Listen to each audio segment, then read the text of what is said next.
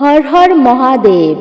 নীল ষষ্ঠী বা নীল পূজা তথা নীলের উদ্দেশ্যে বাতি হল বাংলার হিন্দু সমাজের এক লৌকিক উৎসব। বঙ্গের মায়েরা তাদের সন্তান সন্ততির মঙ্গলের জন্য এই ব্রত করেন। চৈত্র মাস ভগবান শিবের পূজার মাস, কারণ চৈত্র মাসের সাথে ভগবান শিবের সাদৃশ্য আছে। চৈত্র মাসে বসন্তের অনুপম সুন্দর প্রকৃতি দেখা যায়। আবার দেখা যায় কালবৈশাখীর উন্মত্ত তাণ্ডব। ভগবান শিব শান্ত অবস্থায় আশুতোষ ভক্তের মনোরথ শীঘ্রই পূর্ণ করেন। আবার ক্ষিপ্ত হলে তখন তিনি রুদ্র, নটরাজ। নৃত্য তাণ্ডবে ব্রহ্মাণ্ড লয় হয়। ভগবান শিবের এক নাম হচ্ছে নীলকণ্ঠ। সমুদ্র মন্থনে উত্থিত বিষ পান করে কণ্ঠে ধারণ করেছিলেন তিনি। সেই থেকে দেবাদিদেবের কণ্ঠ হল নীল, আর দেবাদিদেব মহাদেব প্রসিদ্ধ হলেন নীলকণ্ঠ নামে। চৈত্র মাসের সর্বশ্রেষ্ঠ পূজা হচ্ছে নীল পূজা, যা হচ্ছে এই বছরের শেষ পূজা। আর এই নীল পূজা পালিত হচ্ছে 13ই এপ্রিল সোমবার দিন। আপনারা এই সোমবার দিন যাই কিছু করেন না কেন, কিন্তু ভুলেও খেতে নেই এই খাবারগুলি। এতে সাংসারিক জীবন তথা নিজের জীবনে অমঙ্গল আসে। খুবই গুরুত্বপূর্ণ একটি বিষয় আজকের ভিডিওটির মাধ্যমে আমরা প্রত্যেকেই জানার চেষ্টা করব। পাশাপাশি শাস্ত্রে এই নীল পূজার বিশেষ মাহাত্ম্য কথা বর্ণনা করা হয়েছে। আমাদের সকলের সেই বিষয়ে জানা অত্যন্তই জরুরি। সকলকে সুস্বাগত জানাচ্ছি আমাদের ধর্মীয় তথ্যমূলক চ্যানেল রায়কিশোরী দীপা। এই চ্যানেলে আমি দীপা। সকলে কেমন আছেন? নিশ্চয়ই ঈশ্বরের অশেষ কৃপায় সকলে ভালো আছেন, সুস্থ আছেন। আমাদের চ্যানেলের ভিডিওগুলো নিশ্চয় আপনাকে উপকৃত ও সমৃদ্ধ করবে। ভিডিওটি শুরু থেকে শেষ পর্যন্ত ভক্তি, ভালোবাসা ও শ্রদ্ধার সহিত শ্রবণ করে থাকলে অবশ্যই ভিডিওতে একটি লাইক করবেন, আর কমেন্টে হর হর মহাদেব অথবা আপনার গুরুদেবের নামটি একটি বারের জন্য হলেও লিখে জানাতে আপনি একদমই ভুলবেন না।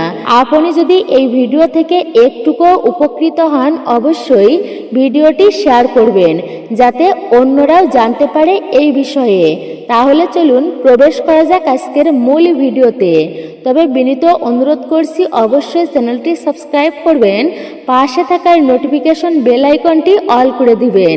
একজন সনাতনী বোনকে আপনারা সাপোর্ট করবেন আমি আশা রাখছি। তাই ভিডিওটি একদমই স্কিপ নয়, সম্পূর্ণই ভক্তি ও মনোযোগ সহকারে শেষ পর্যন্ত অবশ্যই আপনি শ্রবণ করুন। যত প্রকার পূজা অর্চনা করা হয় তার মধ্যে সর্বশ্রেষ্ঠ পূজা হচ্ছে প্রভু শিবের পূজা করা। তো এই নীল পূজা বলতে কি বোঝায়? মূলত নীল হচ্ছে কিন্তু প্রভু শিবেরই একটা নাম, নীল দেবতা। কেন শিবের নাম নীল হয়েছে? কেননা সমুদ্র যখন মন্থন করা হচ্ছিল, দেবতা এবং অসুরেরা মিলে সমুদ্র মন্থন করছিল ভগবানের পরামর্শে। সেখান থেকেই সবাই জানে অমৃত উঠে এসেছিল। কিন্তু সেই অমৃত তো সবাই গ্রহণ করেছে, কিন্তু সেই সঙ্গে একটা ভয়ানক বিষ উঠে এসেছিল, যেটাকে বলা হয়েছে গরল বিষ। সেই এতটা ভয়ানক বিষ যে এই পৃথিবীর যে স্থানে যদি এক ফোঁটাও সেই বিষ পড়তো, তবে সেখানে আর কিছু জন্মাতো না, জগতে অমঙ্গল হতো, ধরিত্রী তিনি পর্যন্ত বিষাক্ত হতো। তাই জগতের মঙ্গলের জন্য কে সেই বিষ ধারণ করবে বা গ্রহণ করবে, তখন প্রভু শিব দেবতা আবির্ভূত হয়েছিল সেখানে। কেউই সেই বিষ গ্রহণ করতে চাইল না, কিন্তু প্রভু শিব জগতের কল্যাণার্থে সেই বিষ সে পান করল। এই প্রভু শিবের মহিমা অপার, যা গুণকীর্তন করে সম্পূর্ণ করা কখনোই শেষ হবে না, বললেও সেই সমস্ত শেষ হবে না। তিনি অমৃত নেননি, তিনি সবটা বিষ পান করেছিলেন। এই হচ্ছে বৈষ্ণব, আর সেই বৈষ্ণব নাম ইথাশম্ভু। সমস্ত বৈষ্ণবের মধ্যে প্রধান হচ্ছেন শিব। তাই যারা শিবের পূজা অর্চনা করে ইহজগতে, সেই ভক্তেরা সুখ শান্তি ও সমৃদ্ধিতে বসবাস করতে পারে এবং অন্তিমে মুক্তি লাভ করতে পারে এই নীল দেবতার পূজার জন্য। এই জন্য সেই হলাহল বিষ পান করে প্রভু শিবের কণ্ঠ নীল হয়ে গিয়েছে। এতটা ভয়ানক সেই বিষ যার কারণে প্রভু শিবের কণ্ঠ পর্যন্ত নীল হয়ে গিয়েছে। আর নীল হয়ে গিয়েছে বিধায় এই পূজাকে নীল পূজা বলা হয়। মানে এই নীল দেবতার পূজা প্রভু শিবেরই পূজা, তাই এই পূজাকে নীল পূজা বলা হয়। পাশাপাশি হচ্ছে এই নীল পূজাকে আবার ষষ্ঠী বলা হয়, মানে নীল ষষ্ঠী পূজা। তো ষষ্ঠী পূজা কেন বলা হয় এই নীল পূজাকে? কেননা মা দুর্গার একটা নাম হচ্ছে ষষ্ঠী দেবী। আর এই ষষ্ঠী পূজা মানে হচ্ছে শুধুমাত্র একাকী শিবের পূজা করা হয় না, শিবেরই সঙ্গে মা পার্বতীর পূজা অর্চনা করা হয়। যারা সংসারে সুখ শান্তি সমৃদ্ধি সৌভাগ্য কামনা করে তাদের প্রভু শিবের এবং মা লক্ষ্মীর কৃপা লাভ করা মানে অবশ্যই উচিত। যদি যাদের সংসারে শিব ও পার্বতীর কৃপা রয়েছে তাদের সংসারে সুখ শান্তি ও সমৃদ্ধিতে পরিপূর্ণ হয়। তাই বিশেষ করে এই চৈত্র মাসের সর্বশ্রেষ্ঠ পূজা হচ্ছে নীল পূজা। কিন্তু এই নীল পূজার দিন অনেকেই ব্রত উপবাস করে, অনেকেই প্রদীপ প্রজ্বলন করে, তারপরে অনেকে হচ্ছে প্রভু শিবের পূজা অর্চনা করে। নীল পূজার দিনে এই পূজা অর্চনা বিশেষ করে ভক্তিময় ভাবে করতে হয়, কেননা ভক্তরা এই ব্রত বিশেষ করে পালন করে থাকেন। প্রথমত হচ্ছে যারা এই নীল পূজা পালন করবেন তাদের মনস্কামনা পূর্ণ হয়ে থাকে। আমাদের বিভিন্ন মানুষের বিভিন্ন ধরনের মনস্কামনা থাকে, মানে আমরা আশা করি অনেকেই অনেক সময় তো শাস্ত্রে প্রথমত বলে দিচ্ছে যে মানসিক করা কিন্তু কখনোই ভালো নয়, তবুও মানুষ বিভিন্ন মনস্কামনা পূরণের জন্য ভগবানের কাছে এটা ওটা চেয়ে থাকেন। তো এটা ব্যবসায়িক হতে পারে, ব্যবসায়িক সম্পর্ক হতে পারে, বা স্বাস্থ্য ভালো রাখার জন্য যে ভগবান যদি তুমি আমায় এটা দাও আমি তোমায় কিছু দেব, মানে যেমন হচ্ছে গিভ অ্যান্ড টেক, এটাকে বলা হয় ইংলিশে। তো এটা করা কিন্তু কখনোই উচিত নয়। ভগবানের তথা প্রভু শিবের নিঃস্বার্থভাবে পূজা অর্চনা তার স্মরণ করা অবশ্যই উচিত। ইষ্টদেবের সেবা করা অবশ্যই উচিত। ইষ্টদেবের কৃপা হলে জীবনে কখনো দুর্ভাগ্য হয় না। তারপরেও অনেকের অনেক রকমের মনোবাসনা থাকে। যদি কোনো ব্যক্তি এই নীল পূজার দিনে ব্রত করে প্রভু শিবের পূজা অর্চনা করতে পারে তার ফলে তার জীবনের সমস্ত অশুভ কেটে যায়। পাশাপাশি হচ্ছে যদি কোনো মনস্কামনা থাকে প্রভু শিবের কৃপায় তার সেই মনস্কামনা পর্যন্ত সিদ্ধ হয়ে থাকে বা পূরণ হয়ে যায়। দ্বিতীয়ত হচ্ছে সংসারের সবাই সুখী হতে চায়, ওই একটা জিনিস সবার জন্য সবার ভাবমান। প্রত্যেকটা ব্যক্তি জীবনের সুখ খুঁজতেছে। এই জগতে আমরা টাকা পয়সার জন্য সবাই ব্যস্ত, সবাই লালায়িত। আচ্ছা, মানুষের টাকা পয়সার ইনকাম করার মূল উদ্দেশ্যই বা কি? কারণ আমরা সবাই সুখী হতে চাই, কিন্তু আমরা জানি না প্রকৃত কিভাবে এই জগতে সুখী হতে হয়।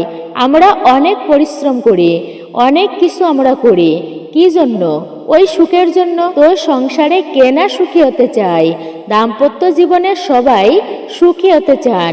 প্রভু শিব এবং মা পার্বতীর কৃপা তাদের অবশ্যই প্রাপ্ত করা উচিত যারা জীবনে সুখী হতে চায়।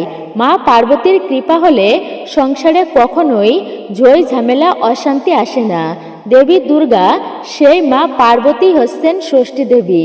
এই নীল ষষ্ঠীর কৃপা হলে সেই সংসারে কোনো দুঃখ দারিদ্রতা থাকে না, চির সুখী হয় সেই পরিবার। পাশাপাশি হচ্ছে যদি কারোর কোনো সন্তান কামনা করার ইচ্ছা থাকে, অনেকে আছে অনেকেই কন্যা সন্তান হলে খুশি হতে পারে না। প্রথমত হচ্ছে ভগবান যা দিয়েছেন তাই নিয়ে কিন্তু আমাদের সন্তুষ্ট থাকতে হয়। হয়তোবা তিনি 5টা মেয়ে দিয়েছেন, কন্যা সন্তান কি খারাপ নাকি? আরে কন্যা সন্তান শাস্ত্রে বলা হয়েছে যদি কোনো পিতা মানে কন্যাকে সৎপাত্রে দান করতে পারে তার এত পুণ্য হয় চিত্রগুপ্ত পর্যন্ত তার পুণ্যের সংখ্যা হিসাব করতে পারে না, এত পুণ্য হয় কন্যাদানের ফলে। কন্যাদানের ফলে মহাপুণ্য হয়। কন্যা সন্তান এমন একটা সন্তান যিনি পিতৃকুল এবং মাতৃকুল দুই কুলই উদ্ধার করতে পারে। তাই জগতে কন্যা সন্তানের মহিমা অনেক। ধরিত্রী দেবী বসুমাতারই একটা রূপ হচ্ছে বিশেষ করে এই দেবী মায়েরা। প্রত্যেকটা মায়েরা এক একটা ধরিত্রী বসুমাতার রূপ, জগৎ জননী দুর্গা দেবীর রূপ। ভগবান যদি কন্যা সন্তান দেয় কেউ কখনো দুঃখী হবেন না, বরঞ্চ খুশি হবার কথা। তারপরেও অনেকেই অনেক সময় অবশ্যই বিশেষ করে পুত্র সন্তান কামনা করে থাকেন। আর শাস্ত্রে বলা হয়েছে পুত্র সন্তানের প্রয়োজন আছে। পিতৃপুরুষ যদিও নরকেও গমন করে তাদের উদ্দেশ্যে পুত্র সন্তান যদি পিণ্ডদান করে তাদের উদ্দেশ্যে ধর্মকাজ করে তবে সেই পিতৃপুরুষ নরক থেকে উদ্ধার প্রাপ্ত হয়ে স্বর্গে গমন করতে পারে। শেষ বয়সেও কিন্তু পুত্রেরাই দেখে থাকে পিতা মাতাকে। বলা হয়েছে বংশের প্রদীপ হচ্ছে এই পুত্র সন্তান। তাই পুত্র সন্তান সবাই কিন্তু প্রাপ্ত করতে চায়। জগতের সবথেকে শ্রেষ্ঠ ধন টাকা পয়সা, যার যত সম্পদ আছে তার থেকেও শ্রেষ্ঠ ধন বলা হয়েছে পুত্র ধনকে। পুত্রকে যদি সেইভাবে গড়ে তোলা যায়, সুশিক্ষায় শিক্ষিত করা যায়, তবে পিতামাতাই ইহজগতে সমৃদ্ধ হতে পারে। আবার ধার্মিক হলে সেই পিতামাতা পরজগতেও মুক্তি লাভ করতে পারে। এক পুত্র ধনের কারণে সুদীর্ঘায়ু সন্তান প্রাপ্ত হবে। তারা অবশ্যই একটা ভালো সন্তান প্রাপ্ত করতে পারবে। এটা হচ্ছে মূলত ষষ্ঠী পূজার মূল বিষয়। তো মূলত হচ্ছে প্রত্যেকের মনস্কামনা পূর্ণ হবে, সন্তান প্রাপ্তি অবশ্যই হয়। তো যাই হোক, এই পূজা মূলত বিশেষ করে আগামী 13ই এপ্রিল মানে সোমবার দিন সুসম্পূর্ণ করতে হবে। পূজা অর্চনা কিভাবে করবেন এই দিনে? এই দিনে আপনারা ব্রত করেন কিংবা না করেন, প্রত্যেকে ওই একটা বিশেষ মন্ত্র জপ করবেন। তা জানার পূর্বে আমরা জেনে নিচ্ছি এই দিনে অনেকেই ভক্তি ভরে আপনারা পূজা অর্চনা করবেন, কিন্তু এই দিনে ব্রতের নিয়ম কি রয়েছে, কি কি খাবার খাওয়া যাবে এই শিব পূজা বা নীল পূজার দিনে? ব্রতের নিয়ম হচ্ছে একই, কিন্তু যে কোনো ব্রতের ক্ষেত্রে ব্রতের আগের দিনে নিরামিষ খাবার বা সংযম পালন করতে হয়। আমরা হচ্ছে আমিষ খাবার খেয়ে থাকি অনেকেই, বেশিরভাগ কিন্তু লোকেরা সাত্ত্বিক খাবার গ্রহণ করা সবসময় হয় না। তারপরেও যদি আমরা আমিষ খাবার ভক্ষণ করা হয়ে যায়, সেই ক্ষেত্রেও আপনারা চেষ্টা করবেন বিশেষ কিছু শুভ দিনে ভুলক্রমেও যেন আমিষ ভক্ষণ না করা। তো ব্রত করার আগের দিনে অবশ্যই নিরামিষ খাবার গ্রহণ করতে হয়, অর্থাৎ সংযম পালন করতে হয়। সাত্ত্বিক আহার গ্রহণ করে নিরামিষ খাবার অর্থাৎ আপনি নিরামিষ খাবার গ্রহণ করে তারপরে পরের দিনে যে আমি ব্রত করব এর জন্য পূর্ব প্রস্তুতি নিতে হয়। আগের দিনে কখনো শুধুমাত্র খাবারের ক্ষেত্রেই নয়, আমি খাবার খেলাম নিরামিষ অথচ গালিগালাজ, মিথ্যা কথা, ঝগড়া ঝামেলা এগুলি করলাম, মনের মধ্যে সবসময় ক্রুদ্ধতা এবং মনের মধ্যে হিংসা অহংকার রেখেই দিলাম, মনের খারাপ বাসনাগুলো দূরীভূত হয়নি, তবে কিন্তু সেই সাত্ত্বিক আহার আপনি গ্রহণ করে ততটা উপকার পাবেন না। তাই আপনারা এই আগের দিনে মানে সাত্ত্বিক আহার গ্রহণ করবেন, পাশাপাশি হচ্ছে মনটাকে আপনারা শুদ্ধ রাখবেন, সংযত রাখবেন। ওই দিনটি কাটাতে হবে এবং আগের দিনের রাত্রি 11টার আগে খাবার খেয়ে দাঁত ব্রাশ করে নেবেন। এটা বেশি বেশি আমরা বলে থাকি, কেননা এই জন্যই বলি অনেক সময় আছে দাঁতের গোড়ায় খাবার আটকে থাকে, আর ব্রত করে যদি সেই খাবার পেটে যায় এতে কিন্তু ব্রতের দোষ লাগে, মানে ব্রত ভঙ্গ হয় না, কিন্তু ব্রতের সম্পূর্ণ ফল প্রাপ্ত করা যায় না। দ্বিতীয়ত হচ্ছে অনেকে আবার দাঁতের গোড়া থেকে অনেকের রক্তক্ষরণ হয়, আর যে কোনো ব্রত পালন করে যদি শরীর থেকে রক্ত বের হয় এতেও কিন্তু সে ব্রতের দোষ লাগে। তো এই জন্য এই বিষয়গুলি অবশ্যই মেনে চলতে হবে। এবং এই শিব মানে নীল পূজার দিনে, নীল ষষ্ঠী পূজার দিনে খুবই ভোরে ভোরে আপনারা শয্যা ত্যাগ করবেন। খুবই ভোরে ভোরে ঘুম থেকে ওঠা উচিত। যে ব্যক্তি প্রভাতকালে অর্থাৎ ঘুম থেকে খুবই সকাল সকাল ঘুম থেকে উঠে তার স্বাস্থ্য ভালো থাকে, মনও ভালো থাকে, চেতনা ভালো হয় এবং প্রভাতকালে ঘুম থেকে উঠে যে কার্যই করা হোক না কেন তা যতটা এগিয়ে যায় তা অন্যান্য সময় সেই কার্য করলে ততটা কিন্তু আগায় না। সেই জন্য নিয়ম রয়েছে সনাতন শাস্ত্রে, একটা কথাতেই রয়েছে সারাটা দিন আপনার কেমনভাবে কাটবে সকালবেলায় তার একটা ভূমিকা বা শিরোনাম দেখিয়ে দেয়। সেই জন্য উচিত সকালবেলায় ভালোভাবে উঠে অর্থাৎ হাসি মুখে তার দিনটা শুরু করা। এইটুকু মানুষের সাথে আপনারা করবেন, ভালো আচরণ করবেন, ভালো ব্যবহার করবেন। প্রভাতকালে উঠে নিয়ম রয়েছে ধরিত্রী দেবী হচ্ছেন মা, মাতৃদেবী। সেই মাতৃদেবীর উপরে পা রাখার আগে মানে মাটিতে পা রাখার আগে প্রণাম করতে হয় ধরিত্রী দেবীকে। আপনি মন্ত্র না জানলেও আপনি প্রার্থনা করতে পারেন, হে ধরিত্রী দেবী, হে বসুমাতা, তোমার কৃপায় আমরা বেঁচে রয়েছি। কেন তোমার উপরে কত বৃক্ষ জন্মায় এবং সেই বৃক্ষের সুস্বাদু ফল শস্যদানা খেয়ে আমরা জীবন ধারণ করি। মা তুমি আমাকে ক্ষমা করো, তোমার গায়ের উপরে আমি পা রাখতেছি। বসুমাতাকে এভাবে প্রণাম করতে হয়। আমাদের সনাতন শাস্ত্রে এই জন্যই বলা হয়েছে উন্নত শাস্ত্র। গাভী মায়ের অর্থাৎ গাভী মাতাকে মায়ের সমান জ্ঞান করতে হয়। অপরের স্ত্রী মানে অপরের স্ত্রীকে মায়ের সমান জ্ঞান করতে হয়। আর এই দিনে অবশ্যই ইষ্ট দেবতাকে প্রণাম করতে হয়।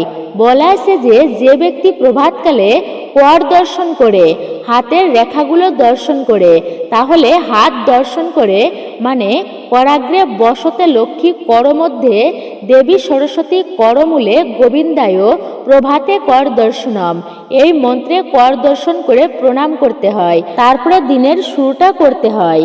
অন্তত পক্ষে অন্যান্য দিনে এই কার্যগুলো আপনি করতে পারেন কিংবা না পারেন, কিন্তু প্রভু শিবের পূজার দিনে, নীল পূজার দিনে অর্থাৎ চৈত্র মাসের সর্বশেষ দিন চৈত্র সংক্রান্তির দিনে প্রত্যেকেই এই কার্যটি বিশেষ করে আপনারা করবেন।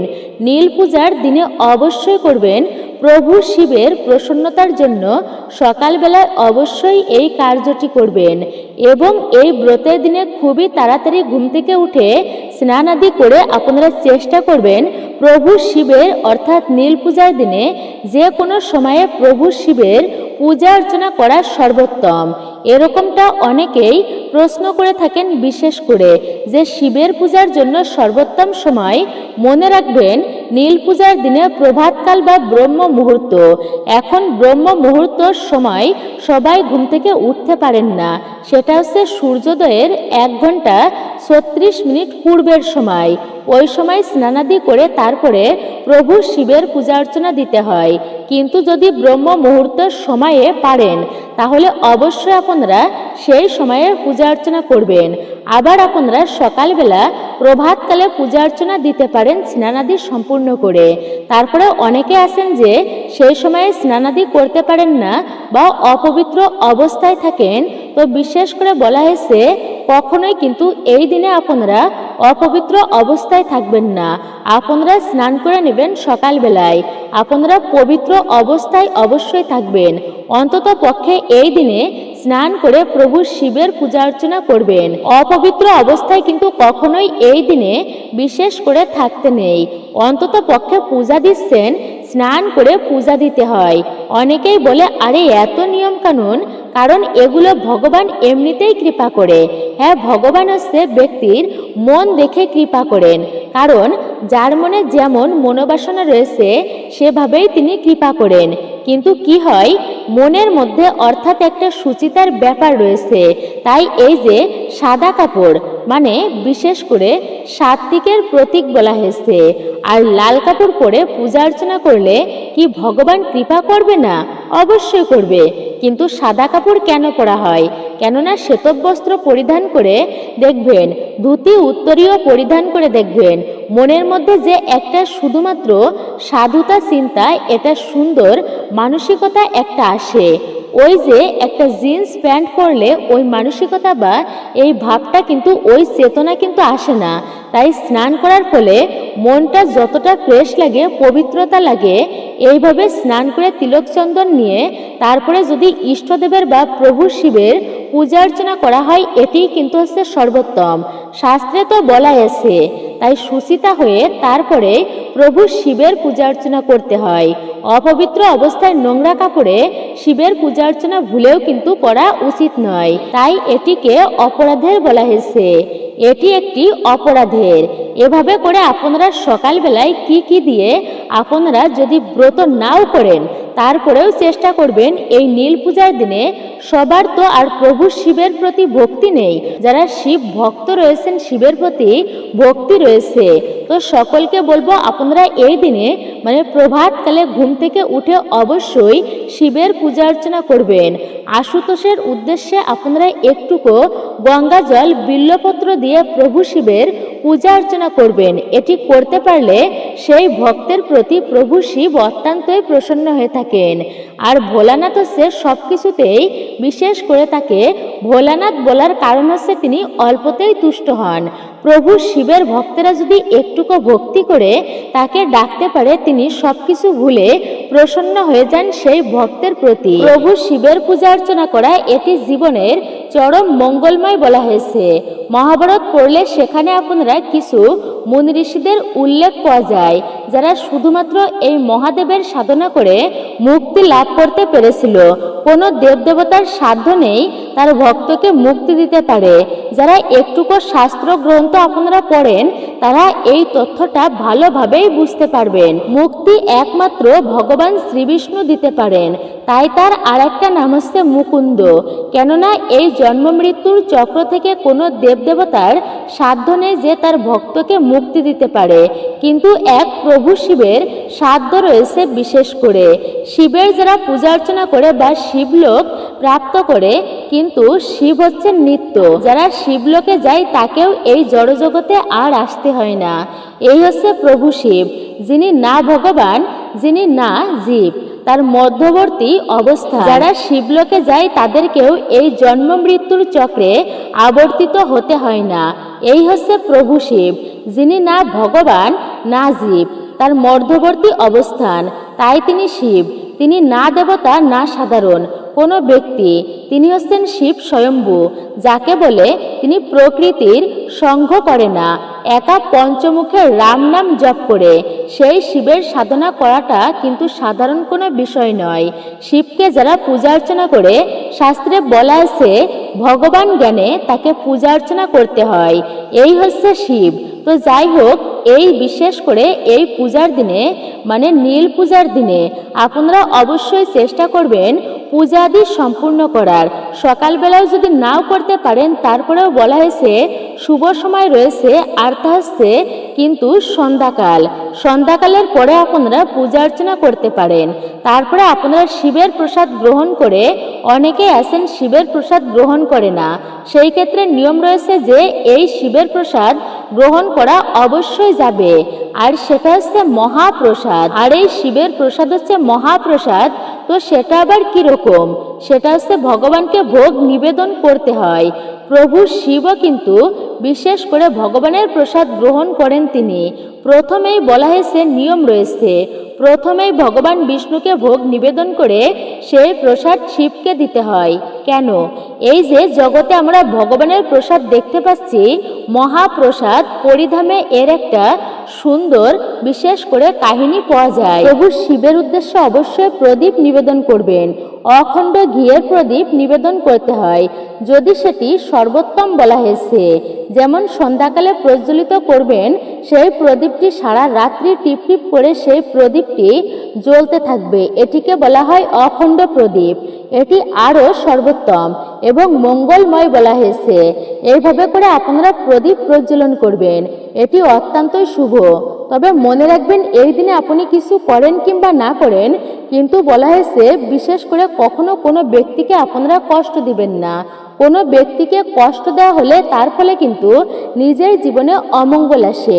তো অবশ্যই সাবধান থাকবেন কখনো কোনো ব্যক্তিকে, বিশেষ করে নিজের পিতামাতাকে।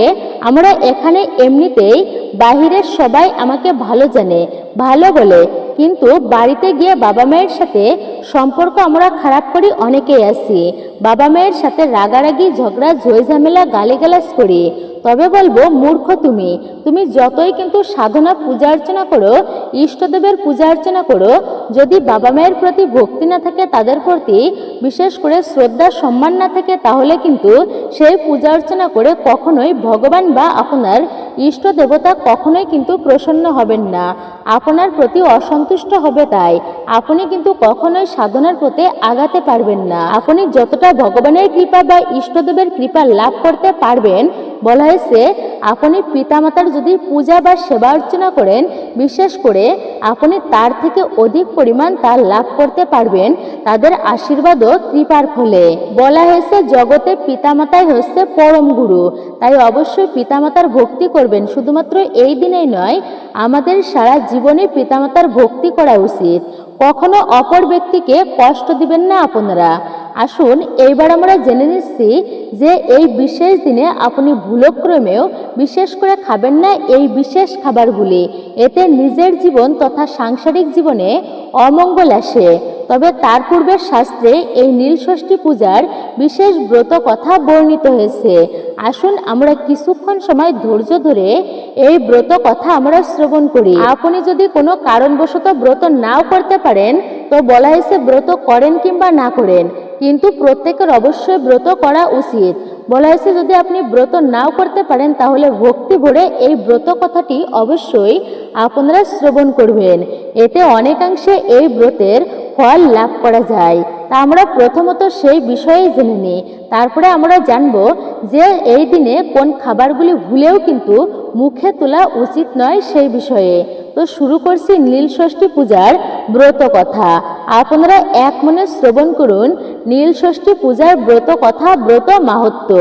এক বামুন আর বামুনের 5টি ছেলে আর 2টি মেয়ে। তারা খুব পূজা আর্চা করত, কিন্তু এত পূজা বার ব্রত করেও তাদের সব ছেলেমেয়েগুলো একে একে মরে গেল। তখন বামুনির ঠাকুর দেবতার প্রতি বিশ্বাস চলে যায়। তাদের আর সেই জায়গায় থাকতেও ভালো লাগলো না। বামুন আর বামুনি ঠিক করলো সব ছেড়ে ছুড়ে তাদের মনের দুঃখে কাশিবাসী হবে। দশাম্মেদ ঘাটে পূজা করে, অন্নপূর্ণার পূজা করে মণিকর্ণিকার ঘাটে বসে আছে। এমন সময় মা ষষ্ঠী এক বুড়ি বামুনির বেশে এসে বললে, কি ভাবছো গো তোমরা মা? বামুনি বলে, আমার সব ছেলে মেয়েদের হারিয়েছি আমি। এত পূজা আর্চা সব বিফলে গেল আমাদের, সব অদৃষ্ট। ঠাকুর দেবতা বলে কিছুই নেই। ষষ্ঠী বুড়ি বললেন, বার ব্রত নিষ্ফল হয় না কখনো মা। ধর্মকর্ম যাই করো, ঈশ্বরের বিশ্বাস চাই। তুমি মা ষষ্ঠীকে মানো? তার পূজা অর্চনা করেছো কখনো? তিনি সন্তানদের পালন করেন। বামুনি বললেন, আমি এ যাবৎকাল সব ষষ্ঠী করেছি, কিন্তু তবুও আমার ছেলেরা আর রইল না। ষষ্ঠী বুড়ি বললেন, তুমি নীল ষষ্ঠীর পূজা কি কখনো করেছো? চৈত্র সংক্রান্তির আগের দিন উপবাস করে শিবের পূজা অর্চনা করবে, শিবের ঘরে বাতি জ্বেলে জল খাবে, সন্তানদের মঙ্গল কামনা করবে। বামুনি সেই কথা অক্ষরে অক্ষরে পালন করে পুনরায় মাতৃত্ব লাভ করলো। নীল ষষ্ঠী পূজা করার পদ্ধতি: সূর্যোদয় থেকে সূর্যাস্তর উপবাস করা হয়। দুধ, গঙ্গাজল, মধু, নারিকেল জল ঢালা হয় শিবলিঙ্গে। শিবের অন্ন পূজার মতো এতেও থাকে আকন্দ ফুল ও বিল্লপত্র। আর এই পূজার জন্য উৎসর্গীকৃত 5টি ফলের মধ্যে একটি ফলকে বলা হয় বেলফল। আর সেই বেলফল কিন্তু থাকতেই হবে। বিল্লফল ছাড়া শিবের পূজা অসম্পূর্ণ। মা ষষ্ঠী যেন আমাদের সমগ্র মানব জাতিকেই এই কথাগুলি বললেন। দম্ভ অহংকার নিয়ে পূজা অর্চনা করলে তা বৃথাই যায়, কারণ ভগবান দর্প চূর্ণ করেন, আর দর্প নিয়ে ঈশ্বর কৃপা কখনোই প্রাপ্ত করা যায় না। দেবী এরপর বামন বামুনিকে উপদেশ দিয়ে নীল ষষ্ঠী ব্রত করতে বললেন। দেবী নিজেই ব্রতের সব নিয়ম বলে দিলেন। গৃহে ফিরে এইবার উদার মনে বামুনি নীল ষষ্ঠীর ব্রত করলেন। এইবার থেকে বামুনির যতগুলো সন্তান সন্ততি হলো তারা দীর্ঘায়ু হলো। আসলে এইসব ঘটনার মাধ্যমে শাস্ত্রকারেরা আমাদের মানব জাতিকে বিভিন্ন পথ দেখিয়েছেন। দম্ভ নিয়ে পূজা অর্চনা করা হয় না, দম্ভ থাকলে আধ্যাত্মিক উন্নতি হয় না। ভগবান শিবের পূজা অর্চনা করা উচিত। পুরাণে উল্লেখিত আছে, যাহারা শিব পার্বতীর পূজা অর্চনা না করে ভজন করে তাদের মুখ দর্শন পর্যন্ত নিষিদ্ধ। বিশেষ করে এটি পুরাণে উল্লেখিত আছে। পূর্ব দিকে মহাদেবের ক্ষিতি মূর্তি বিরাজ করছে, দক্ষিণ দিকে অগ্নিময়ী মূর্তি, পশ্চিমে বোম মূর্তি, উত্তর দিকে সোমসূত্র ও সোম মূর্তি বিরাজিত আছে।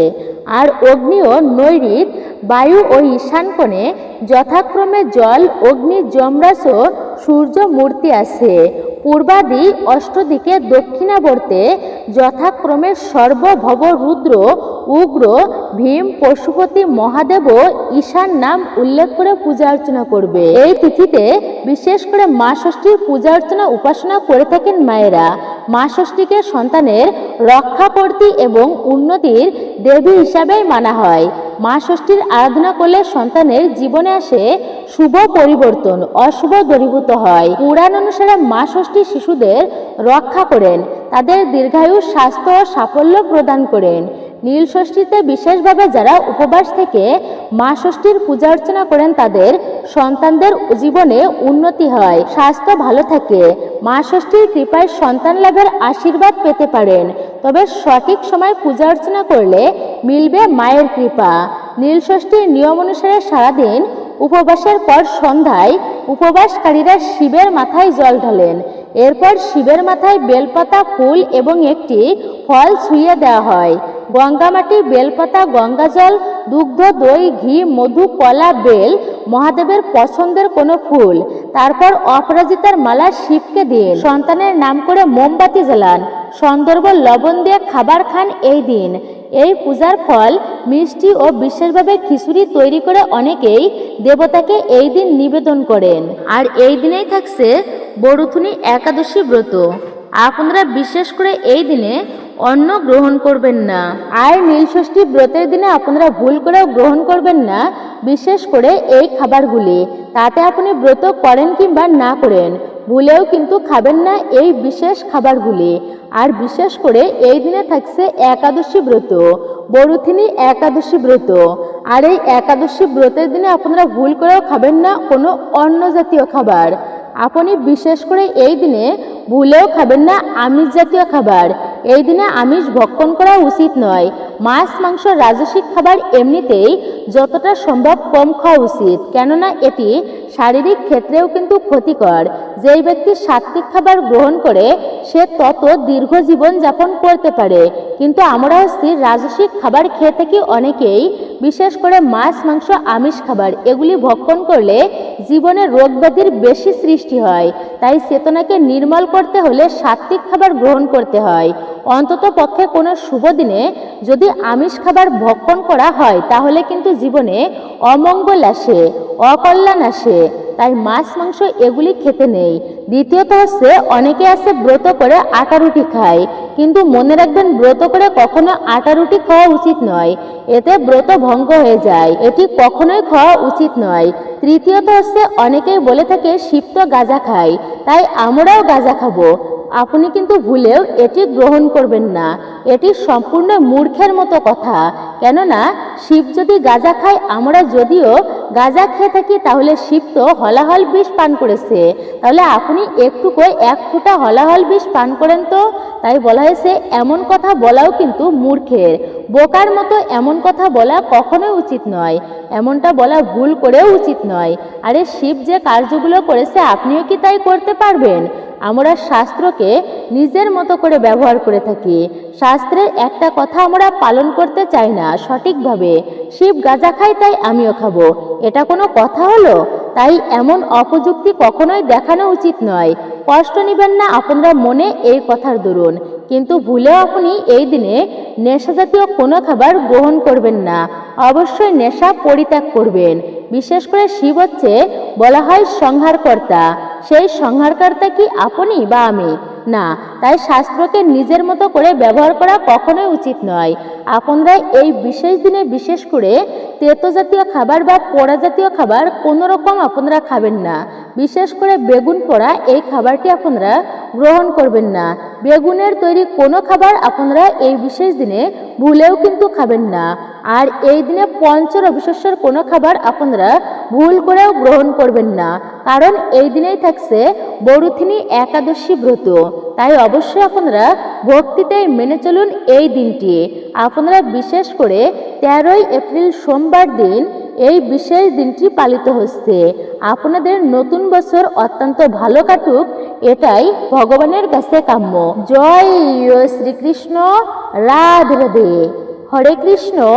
আশা করছি আজকের এই ভিডিওটি আপনাকে নিশ্চয়ই একটুকু হলেও সমৃদ্ধ করবে, আপনার উপকারে আসবে। মূলত এটাই ছিল আমাদের আজকের ভিডিওটি আপনার কাছে কেমন লেগেছে মূল্যবান মতামত জানাতে একদমই ভুলবেন না।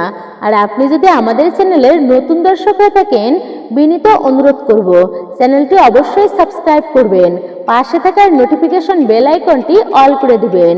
ভিডিওতে অবশ্যই একটি লাইক করে এবং কমেন্টে হর হর মহাদেব লিখতে একদমই ভুলবেন না। সকলে ভালো থাকুন, সুস্থ থাকুন, পরম করুণাময় ঈশ্বরের অশেষ কৃপায়। আবারও আপনাদের সাথে কথা হবে নতুন কোনো ভিডিওর প্রসঙ্গ নিয়ে। একজন সনাতনী বোনকে অবশ্যই আপনারা সাপোর্ট করবেন ধর্মীয় যাত্রায়, আমি আশা রাখছি।